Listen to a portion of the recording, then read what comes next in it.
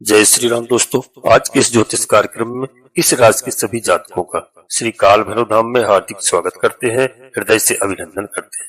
माता भद्रकाली, बाबा भैरवनाथ आप सभी के ऊपर सदैव कृपा बनाए रखें। जी हाँ दोस्तों, आप सभी को श्री काल भैरव धाम से बहुत बहुत शुभ आशीर्वाद। खुश रहें, प्रसन्न रहें, स्वस्थ रहें। दोस्तों, जैसे कि मैंने बताया 123 दिन में बहुत बड़े बदलाव आपको देखने को मिलेंगे और मैं अभी ग्रह नक्षत्रों के बारे में बात कर रहा हूँ। इसके बाद वीडियो को अंत में अवश्य देखना। कुछ ऐसे महत्वपूर्ण महा उपाय बताएंगे जिनसे आपको लाभ ही लाभ होगा उन उपाय करने से।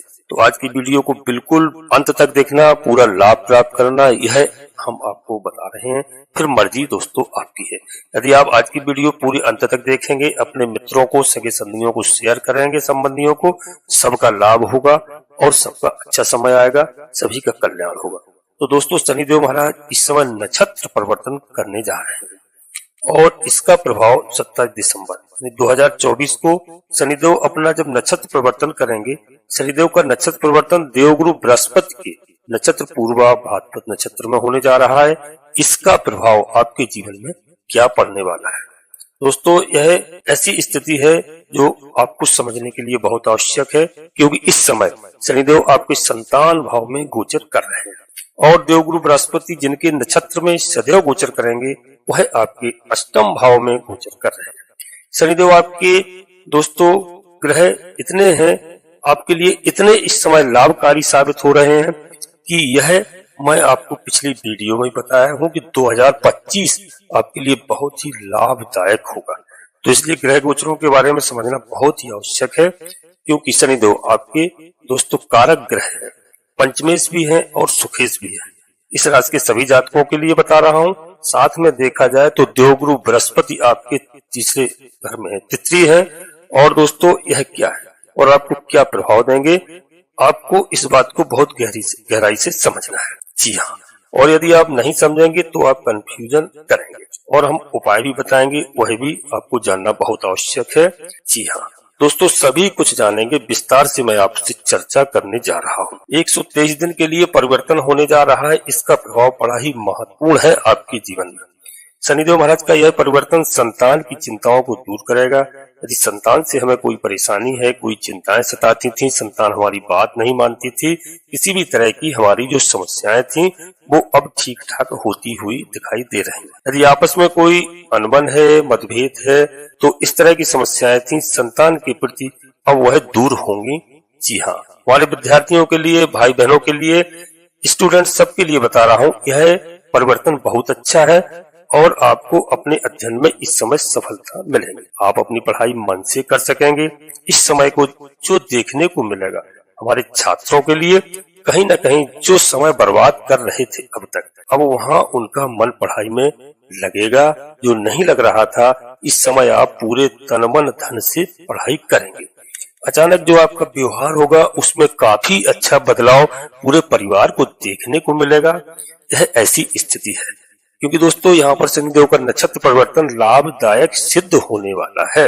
जो शेयर मार्केट में लॉटरी, सट्टा, जुआ इत्यादि का कार्य करते हैं, जी हाँ, उसमें कोई इंटरेस्ट रखते हैं या यहाँ से धन कमाते हैं, परंतु यह सभी काम लॉटरी, जुआ, सट्टा, शेयर मार्केट, यह सभी बहुत ही रिस्क इनमें होता है।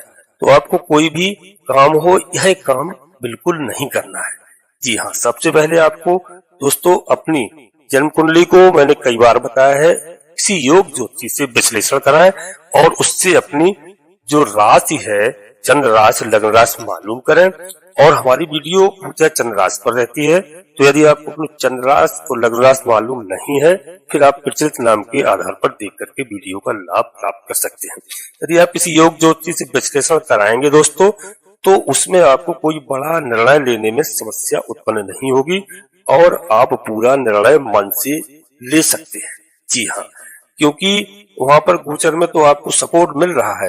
जैसे शनिदेव का यह जो नक्षत्र परिवर्तन है आपको सपोर्ट कर रहा है ग्रह गोचर के हिसाब से, परंतु यहाँ पर समझने की बात यह भी होगी कि पर्सनल जन्म कुंडली की आपकी क्या स्थिति है, क्योंकि एक नाम के लाखों करोड़ों लोग होते हैं और जन्म कुंडली में कहीं ना कहीं लोगों में कुछ न कुछ अंतर देखने को मिलता है।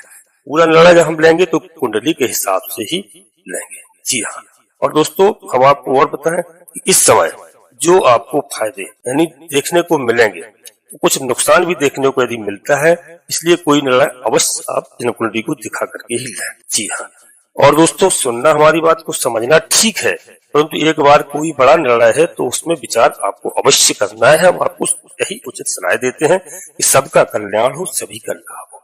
तो यहाँ पर देखिए दोस्तों कि जो लोग उच्च शिक्षा हासिल करना चाहते हैं और खासकर विदेश में जाकर के, उनके लिए इस समय विदेश यात्रा का मौका है। यदि आप शत्रु बाधा से बहुत ज्यादा परेशान थे तो शत्रु बाधा में आपको कमी देखने को मिलेगी, यह आप नोट कर लेना।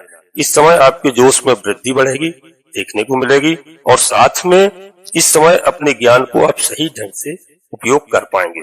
चाहे विद्यार्थी हो, चाहे हमारे भाई बहन हो, चाहे नौकरी में हो या कहीं विदेश में बिजनेस व्यापार कर रहे हैं, तो इस समय बुद्धि आपकी सही काम करेगी, क्योंकि बुद्ध महाराज भी इस समय आपके साथ है।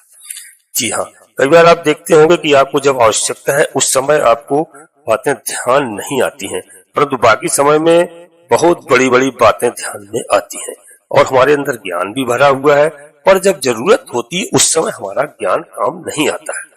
और जैसे कर्ण के साथ हुआ है, कर्ण को श्राप था, परंतु यहाँ पर हमारे साथ भी दोस्तों यही स्थितियां प्रभाव डालती हैं। यहाँ पर शनिदेव महाराज जो इस समय का गोचर काल है बड़ा ही श्रेष्ठ माना जाता है दोस्तों हमारे ज्योतिष शास्त्र के अनुसार, क्योंकि यह लाभ देने वाला समय है। परंतु यहाँ पर कुछ उपाय हैं जो आप कर सकते हैं, जिससे आपको और ज्यादा भी सहयोग मिलने वाला है। उपाय क्या करेंगे? इसके लिए दोस्तों आप नित्य प्रति कोशिश करें, कहीं आसपास मंदिर हो वहां जाइए, दर्शन करिए, लक्ष्मी भगवान की आराधना करिए। जी हाँ, और प्रभु श्री राम जी की कृपा पाइए, राधे कृष्ण की आराधना करें, हनुमान जी की आराधना करें और उनके मंत्रों का जाप करें। यह बहुत ही बेहतर समय है आपके लिए, और हम आपको बहुत विशेष उपाय बताएंगे। अभी आप बिल्कुल अंत तक रहना, क्योंकि बेहतर परिणाम आपको देखने को मिलेंगे।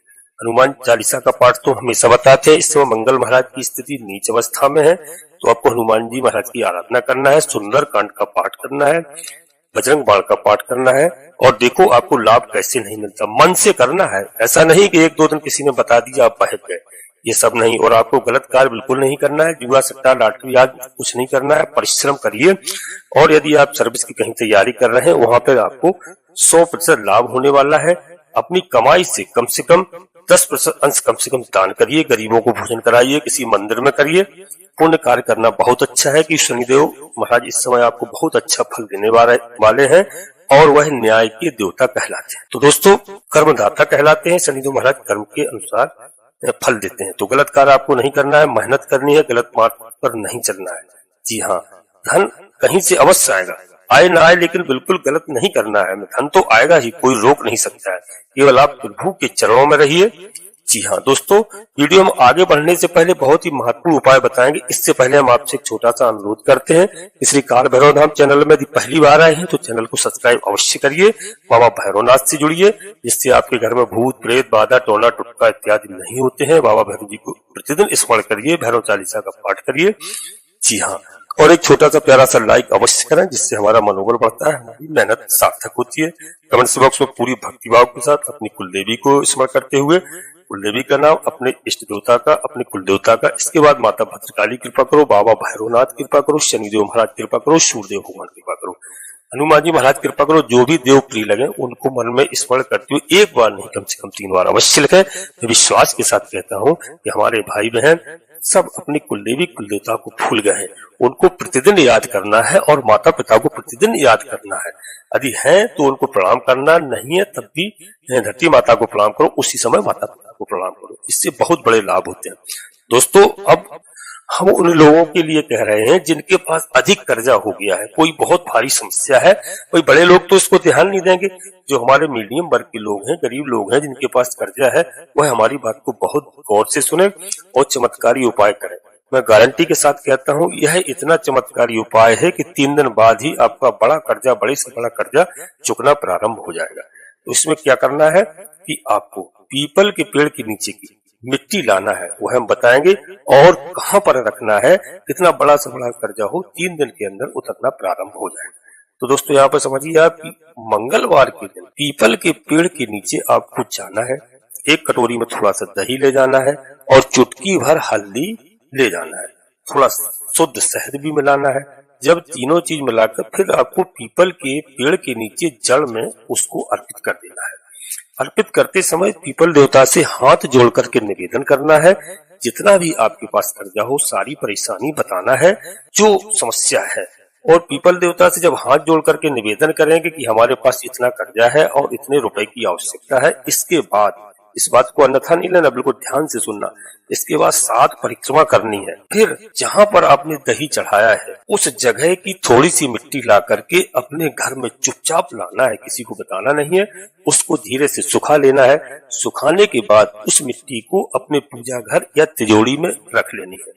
मैं 100% गारंटी के साथ कहता हूँ कि 3 दिन के बाद से ही आपके कर्जे में कहीं ना कहीं से उतरने लगेगा और आपके पास पैसा कहीं ना कहीं से आएगा। माता लक्ष्मी जी आपसे प्रसन्न होने लगेंगे। इस बात को ध्यान रखना, इस कार्य को आप अवश्य करना। इसके बाद हमें आप बताना। और दोस्तों, भगवान भोलेनाथ से आपको जिस भी चीज की जरूरत हो, आपको ऐसा उपाय बता रहा हूँ कि 100% भोलेनाथ प्रसन्न होकर के आपको प्रदान करेंगे।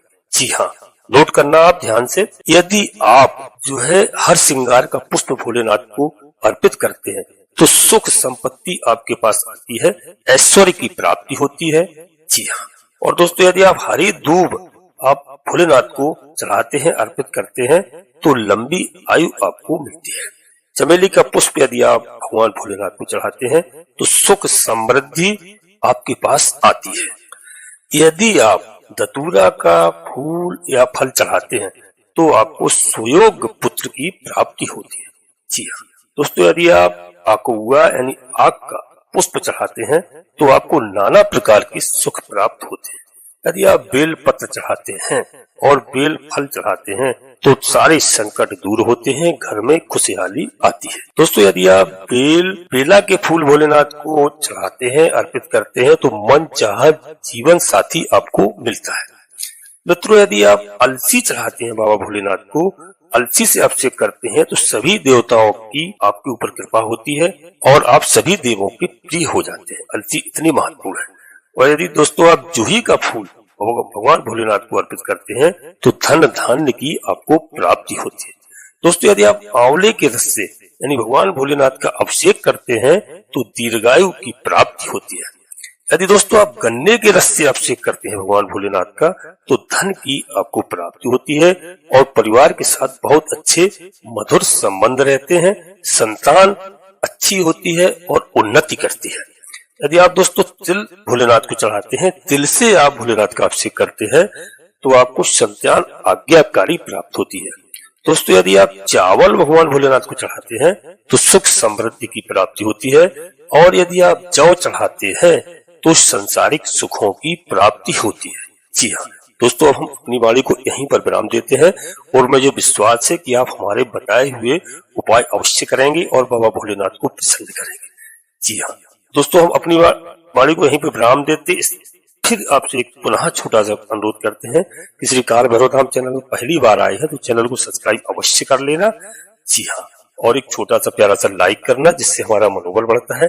कमेंट्स बॉक्स में पूरी भक्ति भाव के साथ अपनी कुल देवी का नाम, अपने इष्ट देवता का नाम, अपने कुल देवता का नाम, इसके बाद माता भद्रकाली कृपा करो, बाबा भैरवनाथ कृपा करो, शनिदेव महाराज कृपा करो, हनुमान जी महाराज कृपा करो। जो भी देव आपको प्रिय लगे उनको मन में स्मरण करते हुए एक बार नहीं कम से कम बार अवश्य लिखना। मैं विश्वास के साथ कहता हूँ कि बाबा भैरवनाथ आपकी कुल देवी सारे मनोरथ पूर्ण करेंगे। जी हाँ दोस्तों, नोटिफिकेशन की बेल को दबा करके सिलेक्ट ऑल अवश्य कर लें जिससे हमारी आने वाली वीडियो आपको समय से प्राप्त हो सके। वीडियो आपको अच्छी लगे, लाभ प्राप्त हो, अपने मित्रों, सगे संबंधियों को, दोस्तों को अवश्य शेयर करें जिससे सभी का कल्याण हो। आप सभी लोग परिवार के साथ स्वस्थ रहें, मस्त रहें, खुश रहें। धन्यवाद दोस्तों। जय माता भद्रकाली, कृपा करो।